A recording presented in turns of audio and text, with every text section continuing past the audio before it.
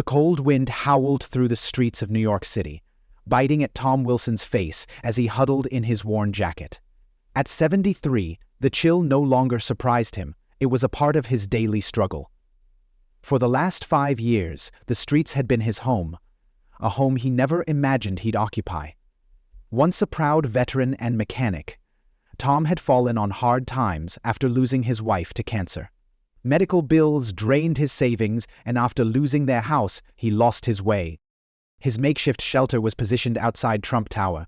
It wasn't because he expected help from the ultra-wealthy people that passed him by daily. No, Tom chose this spot because it reminded him of a time before life unraveled, a time when he had hope. The irony wasn't lost on him. Sitting outside one of the most luxurious buildings in the world, invisible to everyone passing by.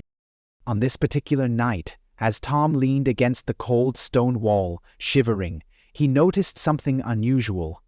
A luxury limousine had pulled up near Trump Tower, and moments later, a commotion followed.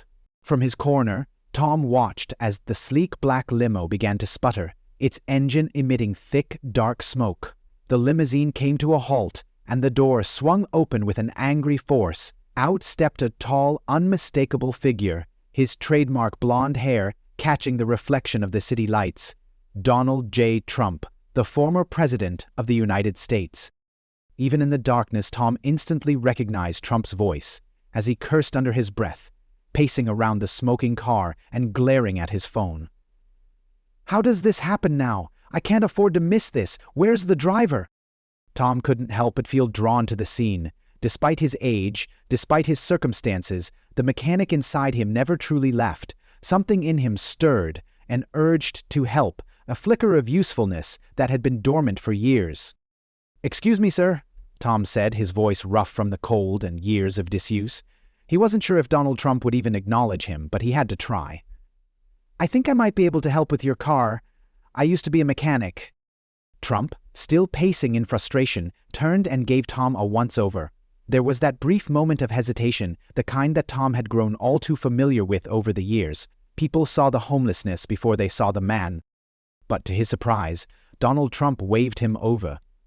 "Can you fix it? I'm in a hurry. If you can get it running, you'll save me a lot of trouble." Tom didn't need more motivation. He grabbed his makeshift cart and rolled it over, pulling out some tools he had saved over the years. After all, a mechanic never truly parts with his craft. He opened the hood, his hands trembling slightly from age, but still steady. Within moments, he diagnosed the problem.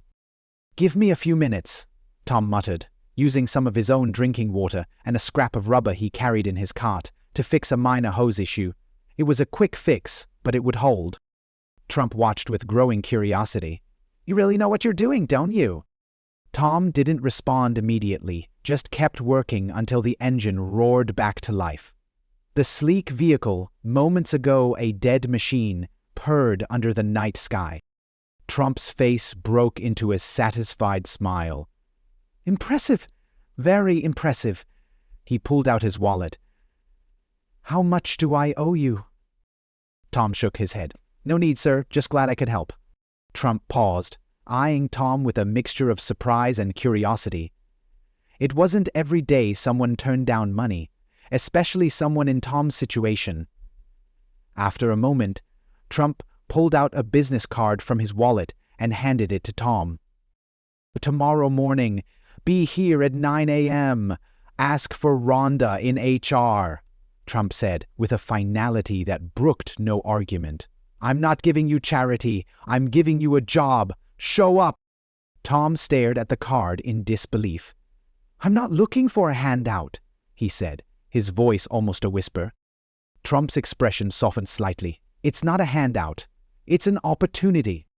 Before Tom could respond, Trump was back in the limo, disappearing into the night. The rest of the night, Tom sat in silence, staring at the card. Was this real? Could a man as powerful as Donald Trump really be offering him a second chance? Doubt gnawed at him. People had promised things before, only to let him down. But there was something different about Trump's offer. Could he risk hoping again? The next morning, Tom used his last few dollars to clean himself up as best as he could. His heart raced with every step as he approached Trump Tower, The imposing glass doors loomed above him like the gates to another world, a world he had once known but now seemed far away. When he arrived at the reception desk, the receptionist immediately smiled and nodded, as if she had been expecting him. "Right this way, Mr. Wilson." Tom followed her through the gleaming halls of Trump Tower, every step echoing his disbelief. Was this really happening? He was shown into an office where Rhonda, the head of HR, greeted him with a warm smile. "Mr. Donald Trump spoke very highly of you," she began. "We have a position for you, if you're interested. It's not charity. It's a job, based on your skills and experience." Tom blinked in surprise. Rhonda nodded. "Senior maintenance advisor for our properties. Your experience as a mechanic is exactly what we need. You'd be responsible for helping us maintain some of the finest real estate equipment in New York. It's a specialized role, and Mr. Donald Trump believes you're the right person for it." Tom felt a lump in his throat. "But I'm 73, he said, his voice shaking slightly. "I've been on the streets for years. No one wants to hire someone like me." Rhonda's smile deepened. "Mr. Trump does." Later that day, after signing papers he never thought he'd see again, Tom found himself in a modest but clean apartment. It was small, but it was his 4 walls that would shelter him from the cold.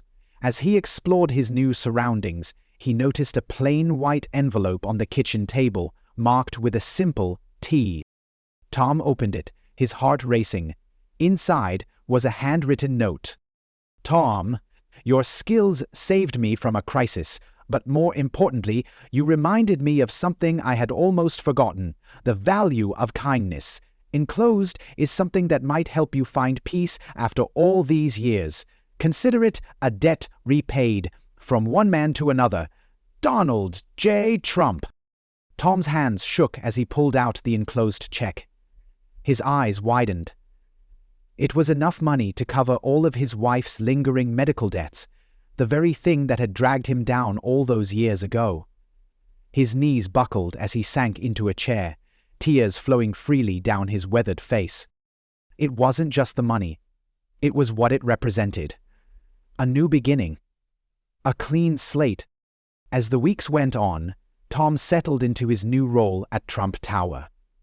He found purpose again, something he had long thought lost. But it wasn't just about the job. Tom became a mentor to younger staff members, his wisdom and experience guiding them in ways they hadn't anticipated. One evening, as Tom was working late, he crossed paths with Donald Trump once again. This time, Trump wasn't in a hurry. He seemed reflective, almost somber. "You're probably wondering why I gave you that opportunity," Trump said without preamble. Tom nodded. "I've been thinking about it, yes." Trump sighed, leaning against the wall. "There's a part of my past I don't talk about much.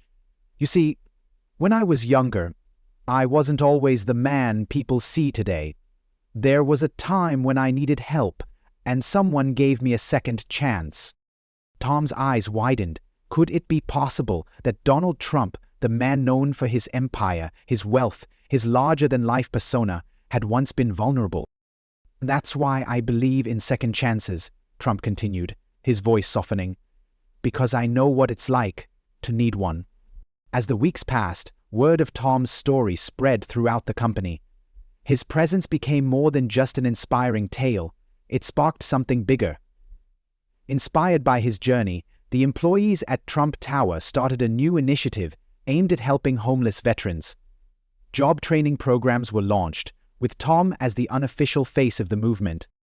Tom, who had once been invisible to the world, was now helping others find their way back from the brink. But the story didn't end there.